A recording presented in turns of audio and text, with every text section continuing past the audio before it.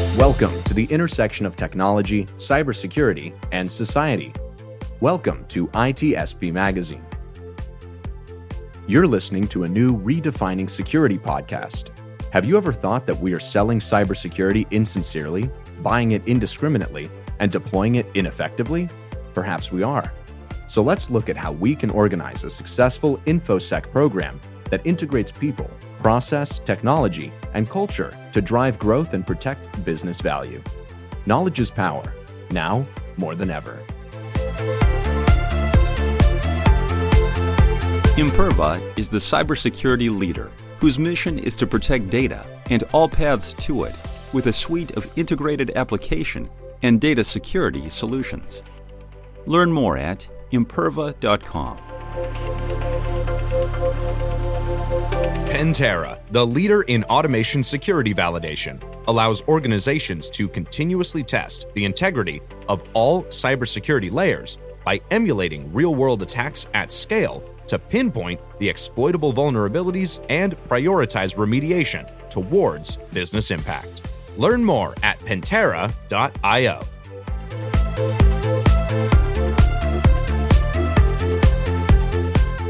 Hello, everybody. You're very welcome to a new Redefining Cybersecurity podcast here on ITSPmagazine Podcast Network. And in this show, Redefining Cybersecurity, I try to explore the idea or the concept of making security work for the business. So operationalizing the technology and the teams and the processes in a way that doesn't just protect the business from risk, but actually helps them grow revenue and money, basically, and exposure in the market share, if you will. So two angles there, and no lack of technologies available to help companies with this. And I think with that, it makes it very complicated to get a handle on what policies are needed, what controls are required. How do you know that those things, if you actually implement them, are working properly? And who do you tell, and do they care, and why should they care, and why do they give you money to do all that stuff? So it's enough about the show and what I'm trying to accomplish. I think today's topic is one, for me, when we started kind of exploring the idea of having this conversation, it seemed kind of far-fetched, but a lot has happened even in just the last few months with AI and generative AI and large language and natural language models, that the role of virtual reality, augmented reality, doesn't seem to be so far-fetched anymore. So that's going to be the topic today, and talking about adding technologies to the mix that hopefully help, but could perhaps complicate things even more. That's kind of the conversation today. I'm thrilled. It may sound like I like to talk to myself with this nice long intro, but I don't. And that's why I have two amazing guests on with me today, Stacy and Darius. Thanks for joining. Hi, happy to be here. Yes, thanks for having us. Yeah. And I'm glad we pulled this together. And for those who don't know you yet, a few words about who you are and what you're up to, and maybe a tidbit on why you're interested in the topic of VR and cyber. So Stacy, we'll start with you, please. Sure. So, hi, my name is Dr. Stacy Thayer, and I've been involved in the security industry for, as long as I can sort of remember, starting with 2600s, and then also not when it wasn't VR, but video games. So definitely playing video games on some form, even on my dad's Apple IIe. So as both of those industries have evolved, I've been paying attention to both of them. And I'm currently an adjunct professor at Norfolk State University, where I teach virtuality there. And then also I do work in the cybersecurity industry. Last time I had the pleasure of speaking with you was when I was speaking at Black Hat about burnout. So I dabble in a lot of different industries within the security industry. But this one, in terms of virtual reality and augmented reality, has been a new and upcoming interest that I think has a lot to learn from, a lot to discuss. So I'm really excited to be here. I'm so excited to pick your brain, and you brought somebody with you to to help us round out the conversation. Yes. Who's with you? So I had the honor of bringing with me Dr. Darius Hines-Cross. He's been a student in a couple of my classes at NSU and is absolutely outstanding. I always look forward to reading his papers, and he's has a background in security industry. I'll let him discuss. And when he's in my virtuality class, and then this topic came up, and we talked about what Sean and I talked about. Okay, who's somebody who's also at the intersection of security and virtuality, and maybe had taken one of my classes. There was really Darius's name came right to mind. So I'm really excited to be able to have this opportunity with him. He's a very memorable student. Great ideas and thoughts. Love it. Who's Darius? Darius, a few words if you wouldn't mind. Yes, definitely. Well, hello, I'm Dr. Darius Hines-Cross. I am a cybersecurity student right now, going to Norfolk State University.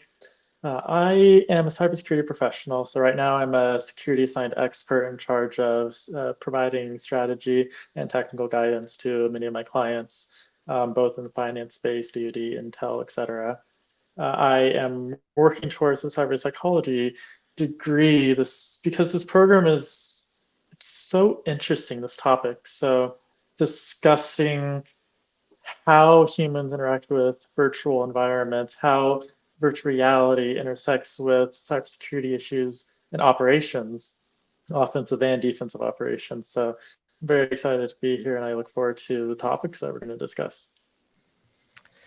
I love it. And I mean, I have a list of like 100 questions. Marco would freak out if he knew I had that many questions. But I mean, the scope of this can be super broad, right? So I don't know how best to start. Or maybe a good place might be, because I think for the general person thinking about virtual reality and augmented reality, they think metaverse-like stuff, and to your point early on, Stacy, the gaming aspect of things, which could cross over certainly into business, gamifying activities and things like that. But are there other industries where VR is playing a role in driving better operations for improved efficiencies, less human error, for better results from a human perspective, not burning them out, to your point about your black hat talk? So maybe from each of you, an example of where it's being used in business today that we might then pull on those strings to make the connection to where cyber can benefit as well. Sure. Well, one of the things that we covered during class, so I'm not going to quiz anybody, I promise. But there's actually quite a bit of use for it. The ones that I find the most interesting actually both have to do with healthcare. So training medical professionals so that they're able to do pretty significant operations, but they do it virtually in the educational environment. So both healthcare, education, for all ages, it has huge implications, which to me, that's one of the areas where it needs the most focus, also on security and protecting students, of course. But there's also businesses marketing departments in businesses are really struggling, really try to catch the wave of VR by creating virtual spaces that then they can use to market. I had the advantage of going to HubSpot conference last September, and they had an amazing conversation about virtual reality and marketing. And it was amazing to hear the business applications and things in terms of how do you get users to engage in a world. I mean, and this is everything from, I think it was a fast food restaurant chain and gamifying it, but then how are they having this with businesses? But then you've got then the medical side and the instrumental side of what you can do. Let's say you have somebody with PTSD and you can work them through some of their greatest fears using virtual reality, using VR, and having them experience it. So if you're somebody who's afraid of spiders, you put on that headset and now you see a spider crawling up your arm, right? I'm going to freak out. Still, I have not gone through that exposure therapy, but for somebody who's in the military, there's incredible uses for VR in the military and in the government that are also being used and developed. So really, right now there's a lot of examples I think that we look to and say, okay, here's Meta, and here's we're putting on the headsets and Oculus and whatever. But when you really step back and look at, you are creating an alternative world where the sky is the limit for a lot of people. And what does that mean? I mean, then you're opening it up to almost this wild, wild west of this virtual world. So I'll stop there and hand it over to Darius. Sure. So again, as Stacy had mentioned in one of our classes, virtuality, we were discussing healthcare, huge topic, being able to get that exposure therapy to individuals that might not have access to go to a local therapist, or might not have access to a system that they can bring to them for, like, spiders as an example, or fear of heights, like going out to a building, going up to the top of it with your therapist. It's a lot safer now in a virtual environment. It's controlled. The scenarios can be created ahead of time. They can be tested, and it provides a safer environment for military to be able to work through the course of their PTSD, etc. Another field, and this is kind of a mix between virtual reality, as we also discuss, augmented reality as well. So getting to kind of that mixed space, mixed AR space, where you have companies. I know one company, Splunk, who I work for, they have added augmented reality to their platform. So now when a data owner or data admin goes into their server center, they can see the metrics of their servers through augmented reality versus having to log into each system, having to see what the temperature is of this rack versus a different rack. They can see all of those specs either through SCADA means or just regular server hardware. And that increases efficiencies, as you were talking about. It requires less time now to less admins as well, because you can now just basically cruise through your server city and get all the specs you need without needing to find those logs, go into each system. You see there's a problem, it pops up right away with an error. You can walk into your server room, and if something is hot, then it just shows red, versus you trying to figure out, okay, which server is it? Where are we? So there's a lot of interesting use cases for both virtual reality within the business world, medical field, and of course education, because being able to do research online has changed the whole landscape of education. Being able to complete a master's, being able to complete a doctorate online and still get that same value add as if you were in person, being able to attend virtual classes that give you hands-on keyboard still, electrical engineering, mechanical engineering, where you can actually mess with devices through virtual means without having to go to a lab with expensive equipment and during very specific times, because labs are always booked. And I definitely want to get into kind of what's possible in terms of what you see and how you might move around, those kinds of things. But I want to stay, it can be naturally easy for me to get into the how, but I want to talk about the what first for another moment, in terms of what are the possibilities, or maybe the objectives, of virtual and augmented reality, in the sense of providing an environment where somebody can see something, maybe witness something. You talked about in the PTSD and exposure therapy scenarios, experiencing and changing the way you experience something, perhaps. So those are a few things that I pulled from the conversation thus far. But what's possible with AR and VR that we should really consider as potential benefits as we explore the world of cyber with this technology there? Well, I think the first example that always comes to mind is I can share a personal story, right? So my parents, who are in their 80s, right, they love Paris. They can't really go to Paris anymore. I have a VR headset, pop that puppy on, and boom, they're in Paris. And what's interesting, and this could be a whole other topic, when you start picking apart what happens to the brain when you experience that immersion and that presence, and how, as we evolve into better graphics and reality, and how much we can feel that we are in a place. And when you start thinking about people that either aren't able to travel, whether or not, if we start, like, now we offer laptops to kids in schools. Well, let's say now we're, couple years down the line, we're offering VR headsets.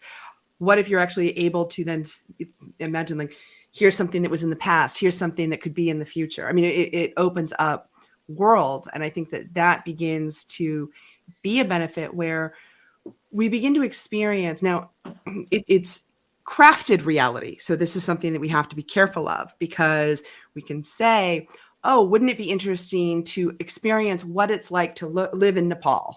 Right. And here it is. I put on my headset. I go to my house, and I get on the bike, and ride my bike around with but it's still crafted into something that came from somebody that you're going to see. I mean, think about like Google Maps, right? Have you ever looked at Google Maps and you're like, what's on that street? So I know when I'm going to be there. Oh, look, there's a subway. Okay, and there's this, and you look to see exactly what the building looks like. Well, that's just on a website. Now imagine if we could do that, and there it is, but we're really in there. And for anybody who's ever read or seen like Ready Player One, I mean, where it's an entire reality, but we're just in the chairs. How far could that really go? Could that happen? And when I teach, I always wish a couple of times, not every day, but a lot of times, where I could put on a headset, and there are the students. It's not convenient to go to a class. I've taught in person. I love interacting with the students, but sometimes when it's just through when it's asynchronous, you do lose a lot of that person-to-person connection. Whereas, could we actually have a virtual class environment that doesn't make us nauseous within 30 minutes, and we can actually have the experience? So to me, it could go anywhere from just helping somebody who maybe has physical challenges or can't leave their house see parts of the world they might never see, to could it grow into something that's an entire alternate reality that becomes, literally in this case, a second life. And Darius, I want your thoughts on this as well. And I'm going to frame it a little bit here, in the sense that I have the pleasure of speaking to security leaders all over the world, and I get to hear some interesting stories. And one that I heard was about tons of business continuity planning and disaster recovery planning, and processes put in place, and even some I don't know, tests or trial runs of those plans taken. And when reality struck, it was one simple thing that caught them, that I'm trying to remember exactly what it was, but basically one particular part of the network lost connection, right? And that connection wasn't planned for in the plan. And so I'm wondering if there's a way, now that this kind of says that we have our environment, right, our IT environment mapped out somehow, and maybe you want to touch on this as well, what that might look like, so that I can see if this happens, then this, and if this happens, then that, and if I take care of this, that it fixes these, but not those. Describe a little bit of that world, if you can, for me, and then maybe also go back and touch on the kind of the experience thing, where perhaps the experience is the only way, I'm guessing, to really have that knowledge. Sure. So I'm sure we've all seen the movies out there where you see them with all the fancy dashboards, and you get the dotted lines. It's like, oh, that's gone red there, and then it redirects and it's green on another flow. I mean, we wish that could be reality everywhere. But from a virtual reality standpoint, it's a great idea. It's something that could exist. Again, you've mapped out your network. You know what it looks like. So to plan for this, you can build out kind of a dev environment in a way is what it would seem like, a dev test environment like you would have for production in virtual reality, where you can actively look at, okay, I can see my system through the goggles, even though the system is in real life. So taking that and saying, okay, now what happens if this cable goes down? And then each sysadmin, network admin can be in the scenario and they can see, oh, well, this is working correctly, but this one isn't. All right, so how do we trace that back? And so being able to virtualize that, the ability to have a network diagram virtual in itself is a huge value, because now I can look and see where those connections are in a three-dimensional shape, not just 2D. So, okay, so I see that there's a connection going from the server to this server. Cool. However, okay, so now I see, pull it into a third-dimensional realm. This connection splits off technically into 2 lanes, and this lane dropped. And okay, so now I need to know, based off of my network, based off of my network provider, my ISP, okay, if you go down, maybe I need a backup ISP. Maybe I need another way to circumvent my normal flow because I didn't account for that. Business continuity, it's testing it. That's the one thing that never really happens because it's expensive. It's expensive to go from even a hot scenario where both sites are fully operational. It's expensive to cut over to that second site because you have personnel that needs to be switched out. You might have to get people on flights depending on how many people are at that secondary site.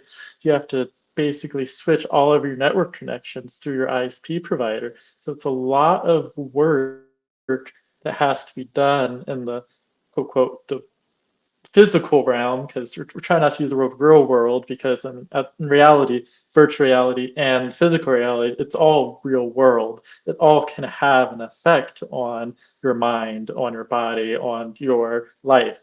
So having the ability virtually to kind of go back and forth and say, this works, this didn't, is invaluable. Yeah. And I just remembered the killer point that was made, and it was the TLS records were set for 48 hours or something, which meant that the whole failover was going to take 2 days, which was not feasible, obviously.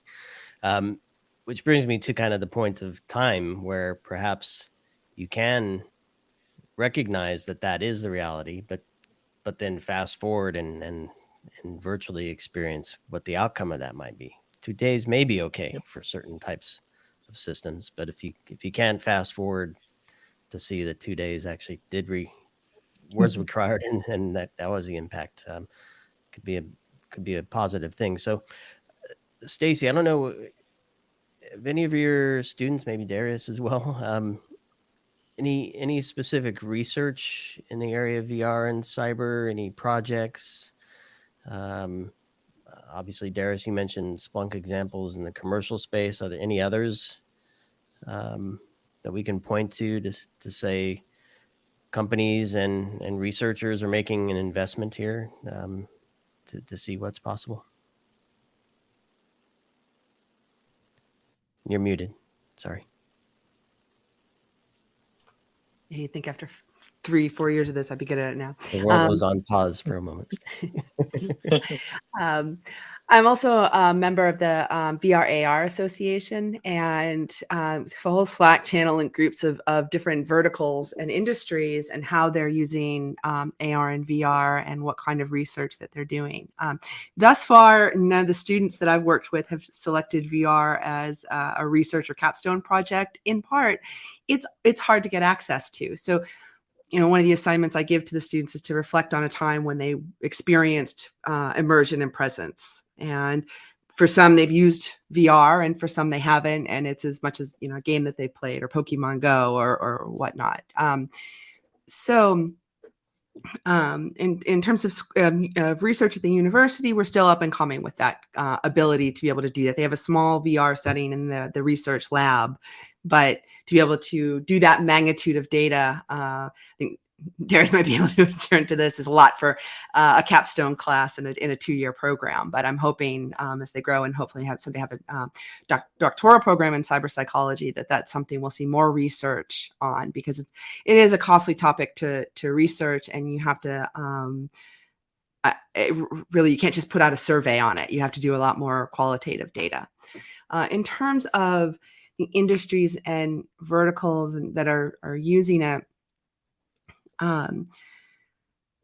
where I actually had a really interesting discussion with somebody at that HubSpot event, because I said, well, if people are rushing to market on VR and say, okay, here's my virtual environment, and now you can virtually go into a subway or whatever it may be, are we then, and I've worked in marketing, so I'm just going to say this with as much love as I have.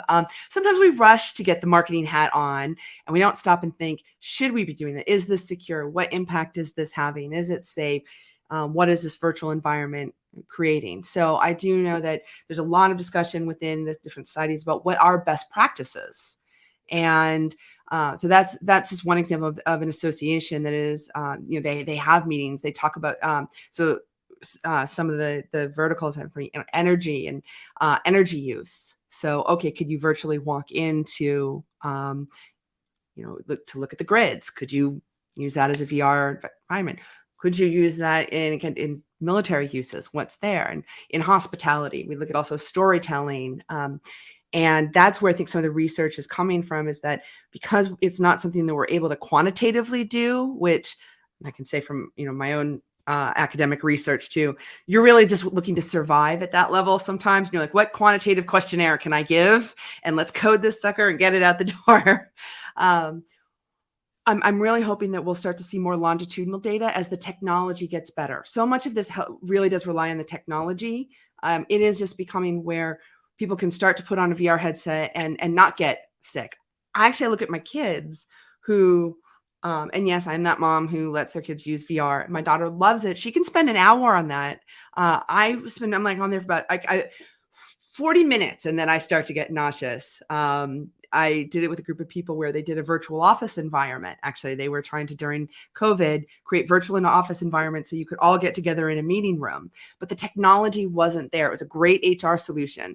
But we had, they sent us the headsets. We had about 4 of us on there. And first, our CEO just tapped right out. This is my last company. He's like, I'm feeling sick. I didn't take the Dramamine. I got 20 minutes in and then he's out. Then I think our marketing person was out, and then HR, and just out of sheer stubbornness, I'm holding on. And then once it was over, at the end of it, I'm like, I need to go lay down. Like, all right, that's my limit.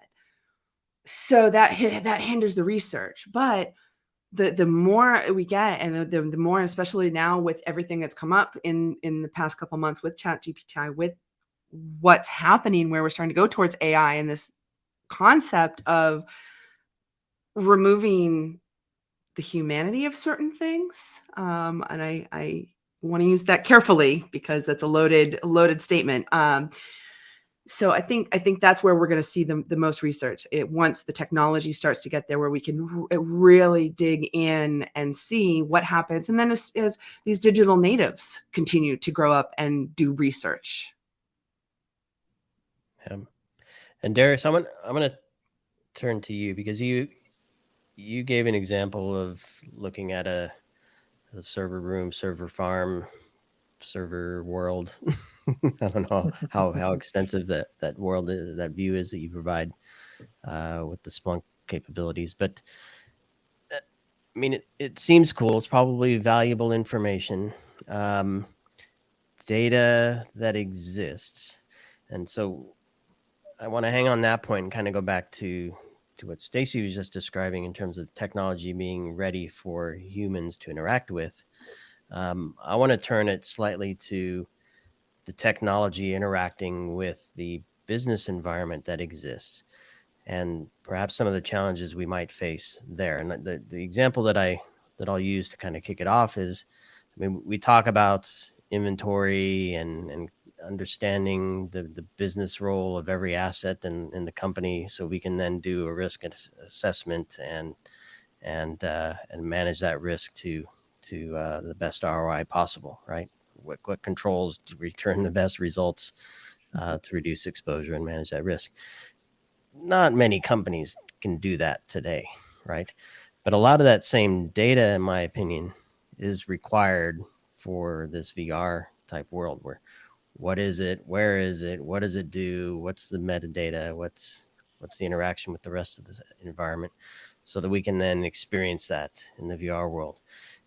Do you think we're in the same spot from that tech to tech perspective as we are in the way that Stacy described it from the tech to human perspective? Do we have ways to go there still? I think there are ways. We have a long ways to go. I've seen multiple industries, multiple verticals that implement technology without really doing those risk analysis, going the extra mile to understand what this technology will do in my space. Will it help it? Will it hinder it? Is it just a bandwagon thing where I'm doing this because my competitor's doing this and I just need to show that I'm being innovative? Do I send VR headsets to every single new employee because that's what the new generation wants? But without doing research on, can a whole workday go virtual? Can you spend 8 hours in VR, which a lot of us won't be able to? So my dissertation was on Internet of Things and how small and medium-sized businesses were implementing these IoT devices without any concern for security. And so I see the same thing with virtuality. So with aviation, a little different. They've had virtual reality for a while. They've had flight simulators, that full level 4 flight simulators where you get into this massive, basically fuselage, and it runs through a whole simulation of you being able to take off, land, you feel the movements, it turns, and you are fully immersed. And I think as the technology improves, where the immersion piece is improved, that will, one, reduce the kind of fatigue that the body feels being in a virtual environment, but also improve the, I guess, return on investment for businesses. Because that right now, if this technology was implemented everywhere, people would be fighting it. Not just people, the human body would be fighting it. Just everything. Like, it's not cohesive enough to just plug and play into any business vertical that's out there. Very specific industries can take it. Cybersecurity, as an example, there's a lot of companies that are trying to make virtual like SIEM products or virtual desktops where security analysts can look at their events virtually without having to look at a computer. Or another example would be MacBooks. Apple there's technology out there where you can connect like your Oculus to a Mac and then you have your desktop shown virtually. Like, these are technologies that need to get improved before they're really pushed out, because if not, then people will be adverse. People won't want to implement virtual reality because they're like, oh no, I remember I got sick on that one time, or this happened, and then it's just going to start hurting these industries. Yeah, so Marco did an episode with, I believe is a photographer that does like high-end photo shoots and things like that. And evidently he's implemented this studio environment that is a combination of physical and virtual, where the subjects are in the physical studio at the moment anyway. And he is the photographer is in the virtual studio, controlling the physical gear and guiding the physical subjects in the physical studio, which is pretty cool. So I'm wondering if there's a similar scenario where we might find a mix of things, where there's the physical world, kind of to your point of looking at a screen that's emulating your desktop. I'm envisioning a SOC analyst sitting in front of a bunch of machines and being able to kind of navigate things like that. And my mind earlier this morning went 100 miles further down that road. But I'm just wondering what kind of worlds can we create physical and virtual hybrid that I think different roles can use. Start with the analyst role, for example. Sure. Yeah. From an analyst perspective, you're sitting there either in a 24/7 shop or just a day shift shop, depending on what you're doing as an analyst. And yet you're charged with watching 3-4 different screens at a time. So if you transfer that virtually, now I can say, okay, I have a list of events here. I can simply touch that event with my virtual finger mouse and it open up, okay, the next series. So automation, huge thing when it comes to cybersecurity operations. So if I can simply just interact naturally with my hands to open up these events, to drag and drop it into my IP finder if I need to search where this IP exists, country, etc., or my threat intel platform because I want to pull specific threat intel. If I can start just naturally interacting with this virtual environment, then that will reduce it'll just reduce the overall fatigue. I mean, you're doing a 10-hour, 12-hour shift. So instead of, you're just sitting there clicking a button, doing this, clicking another button, doing this, typing in some notes, now I can actually, it's kind of like gamifying it, right? I'm in a virtual game where I'm doing what's they used to do in the movies where they're dragging and dropping. I can speak my voice notes and that will translate to text for me. I can have, an AI program that's speaking to me and saying, hey, you might want to look at this. And just the future can be so vast when looking at how virtuality can affect and virtual reality can affect the different industries. I mean, we've seen it in the medical field where there's remote surgeries happening, where there's somebody that's very talented that has to do brain surgery and they get the equipment necessary to do that surgery thousands of miles away.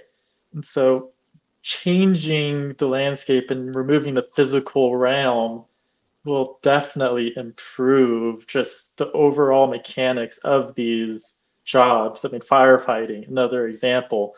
If you say, oh, there's about to be a flashover, I can see it, the temperature's rising. Instead of relying on that experience, which is still important, of the firefighter, you still reduce lives lost by saying, this is about to happen, the temperature's rising, there's a body over here based off this heat signature.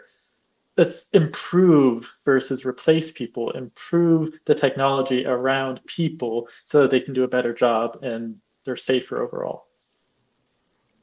I think, yeah, and you kind of bounce off your examples there, and I think about network security as being a really good example. If you look at how that's evolved over the years, so with Netography, when a company that I look like, we talk about this atomized network, and that's because it's not just network security anymore. Now it's in the cloud, or it's on-prem, or it's in all of these different places. And with so many times you're basically looking from screen to screen to screen. Where's everything coming from? It's just gotten bigger and more dispersed and ephemeral, and everything's changing. What if also you could see that and see that within a virtual environment? And Darius, I love when you talk about even just walking into a knock and seeing, oh, it's red over there. I don't have to scan through logs and look at everything and see what's going on. If there was a way to take what is being reported on, or take what you're noticing and looking at it from the cloud, from on-prem, look at packets, however it all comes together in this visualization of it. But one of the things I think also is when we take something that's data, or that's something that is quantitative, the notion of VR, it is a very visual environment. I mean, that's really what we're relying on. Sure, we could get into how you can make it 4D and create smells and sounds and everything like that. But for a lot of these verticals, we have to think about, how do we visualize them? What does a network look like? And how would we put that into a virtual reality that then you could put on a headset and be in? How do you immerse yourself into something if we don't maybe even know what it looks like? So it becomes a very abstract notion that we have to almost agree upon in order to say, okay, this is what doing network security looks like, and what it would look like to look into my network, or what it would look like to, we know what it looks like to fly a plane. So, okay, that's one of the, I think, the advantages of why we've been able to have that that technology. But do we know what it's like to do these things? Could we even have it where it's I could put on my headset and now I know what a day in Sean's life looks like, and really literally look at what it's like to go outside our own realities to another person's. And to me, once we can agree on the technology and the perception and the vision, it becomes limitless. And I want to take you further there, Stacy, because two roles within the organization that I think we as security professionals have a hard time connecting with. That's the end user and the executive staff. And I'm wondering, to your point, can you look into my world and see what it's like? I can see a role where VR says, here's your business environment, executive staff, and here's the security layer, security layer on it in that world, to show you what we did for you today. And guess what? You can pull that world up anytime you like and see what's going on, right? Yep. Which business units are at risk, which ones are warm and hot, which ones are flying great and in compliance. And then kind of flip it to the other end of the spectrum, or where you have users that if we could show them the world that email went to, right? When they said, yes, I'll reply with the credentials to transfer money on this business email compromise scam that I just received.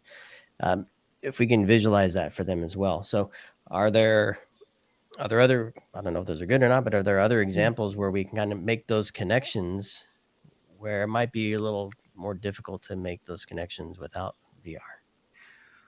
I mean, in my mind, the ability to grow upon empathy, not just compassion, but true empathy of what it's like to be Darius for a day, or maybe if anyone wants to know what it's like to be a mom of 7-year-old twins, I'm happy to share it. But until you're, in my VR world, hearing mommy, mommy, mommy, do you know what that's like? And this is where now, though, we can look at it gets a little thorny, because when you start getting into virtual reality, we have to start to look at cybercrime and a virtual world, and what is somebody's personal property, whether it's their face, their likeness, or, hey, is that okay? Could I virtually enter your world and see what that's like? Now, I think when you're to bring it back, we don't have to go all the way to cybercrime and that whole world. That's probably a whole other conversation. But the ability to, in a business environment, and I think especially for say a CISO, for example, who wants to present to the board, that's one of the number one complaints of reports from CISOs now, is that they're really having trouble getting board buy-in and executive buy-in. Well, could they say, here's what it is that I do. Look at it. I know you may not speak the language, you may not understand the technology, but you're going to actually experience it. Could that get more buy-in? Could that get more understanding to where they can't use the language to immerse them in the world? So then could they do it visually? And I think that they say that, a picture speaks 1,000 words. Imagine what a VR environment could say. Yeah. Darius, what about AppSec and engineering and DevSecOps?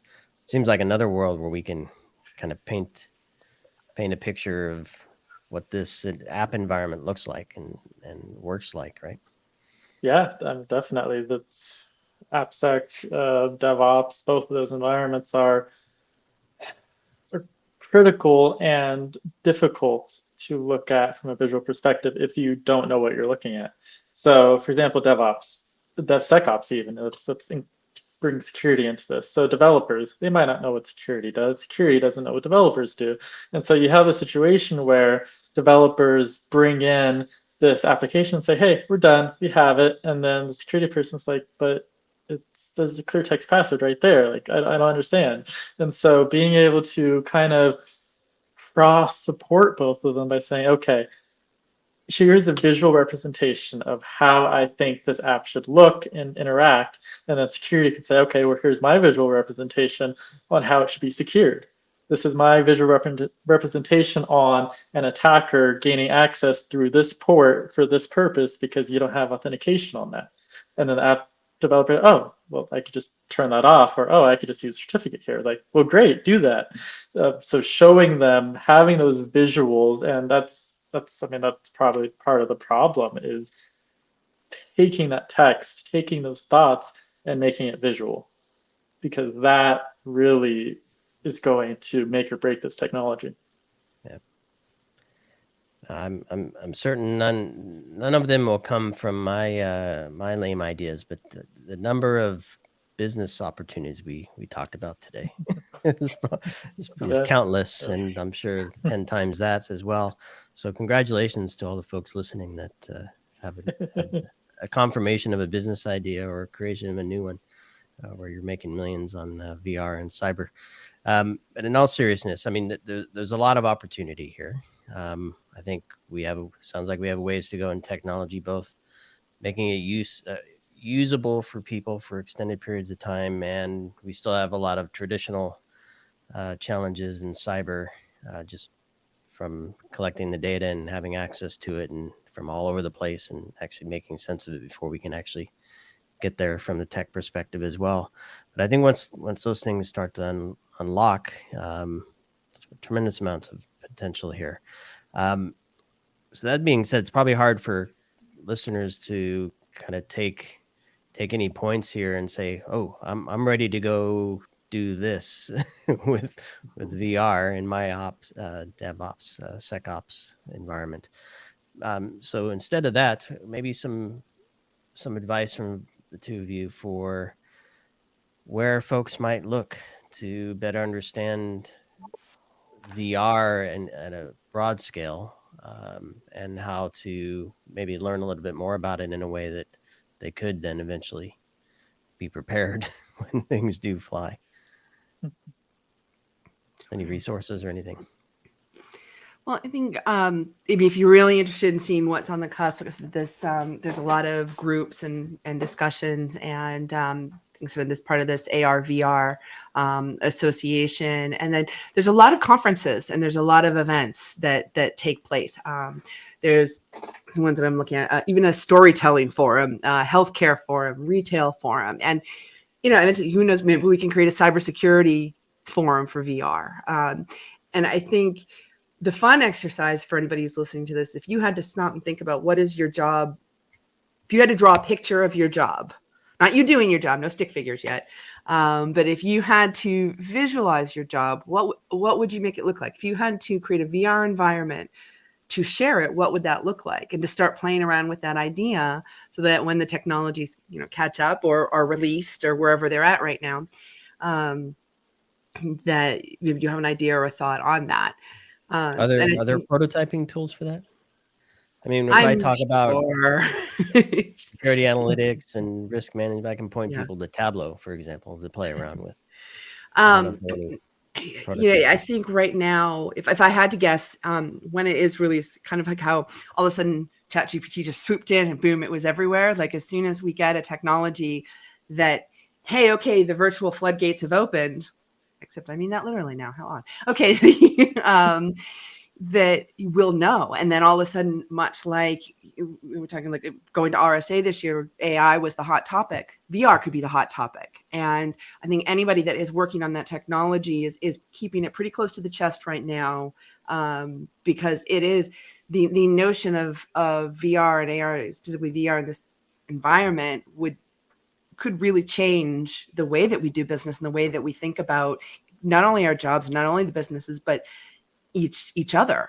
And to me, that's at the end of the day what it all comes down to, is how are we communicating with each other and understanding either the technology, but who are we communicating that to, and how are they hearing it and experiencing it? And I would say I would charge security professionals to not get blindsided, not just ignore it until it becomes a problem. I mean, look at AI. We've talked about it a lot because we can't not talk about it at this point.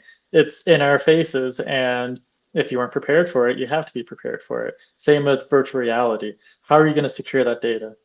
does securing voice data matter? Yes, because what if someone says their password during a Zoom call or says their password in the virtual environment?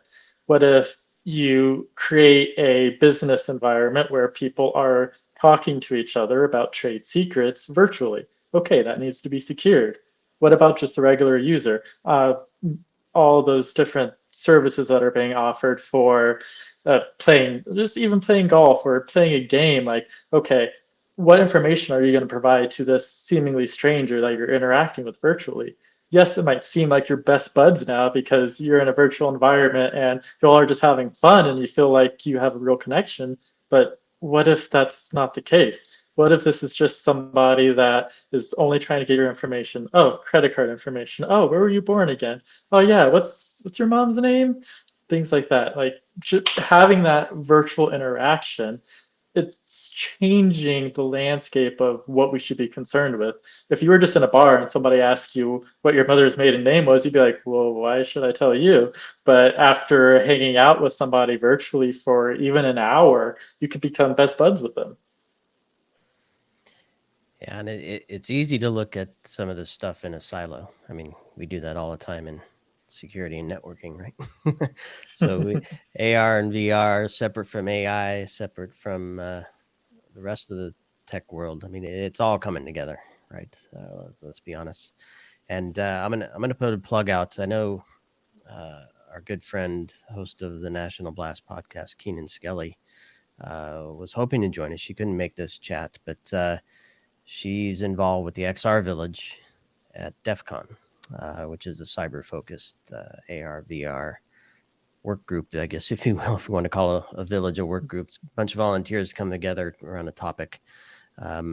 So if you happen to be going to Hacker Summer Camp, DEF CON in Vegas in September, or August, I should say, hit up Keenan and the XR Village team.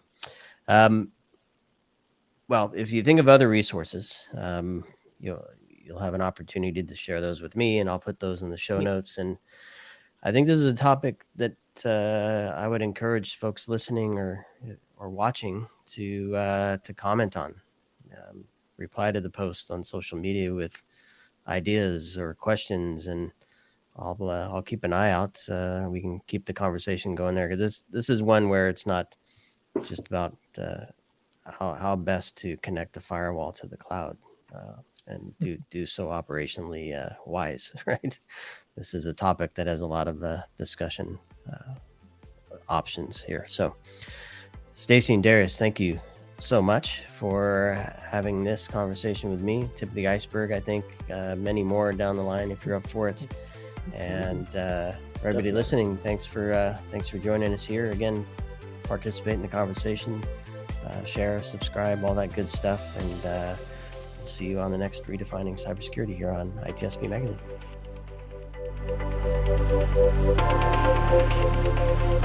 Pantera, the leader in automation security validation, allows organizations to continuously test the integrity of all cybersecurity layers by emulating real-world attacks at scale to pinpoint the exploitable vulnerabilities and prioritize remediation towards business impact.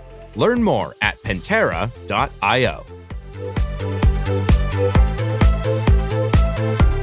Imperva is the cybersecurity leader whose mission is to protect data and all paths to it with a suite of integrated application and data security solutions. Learn more at imperva.com. We hope you enjoyed this episode of Redefining Security podcast. If you learned something new and this podcast made you think, then share ITSPmagazine.com with your friends, family, and colleagues. If you represent a company and wish to associate your brand with our conversations, sponsor one or more of our podcast channels. We hope you will come back for more stories and follow us on our journey. You can always find us at the intersection of technology, cybersecurity, and society.